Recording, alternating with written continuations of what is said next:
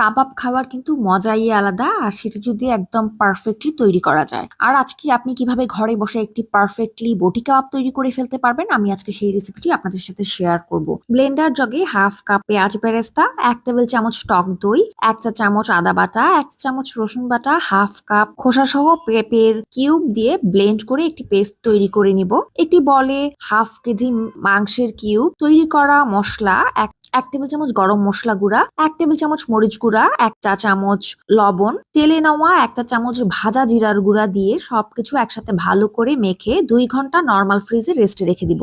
2 ঘন্টা পর রেস্টে রাখা বিফটি আমি বের করে 1 টেবিল চামচ সরিষার তেল দিয়ে মাখিয়ে আবারও 2 ঘন্টার জন্য নরমাল ফ্রিজে রেস্টে রেখে দিব। 2 ঘন্টা পর ফ্রিজ থেকে বের করে একবার ভালো করে মাখিয়ে নিব। মাখানো বিফ গুলো সাসলিক স্টিকে গেথে গেথে ফ্রাইং প্যানে অল্প গরম তেলে লাল লাল করে ভেজে নিলেই তৈরি হয়ে যাবে আমার আজকের মজাদার সুস্বাদু বটি কাবাব।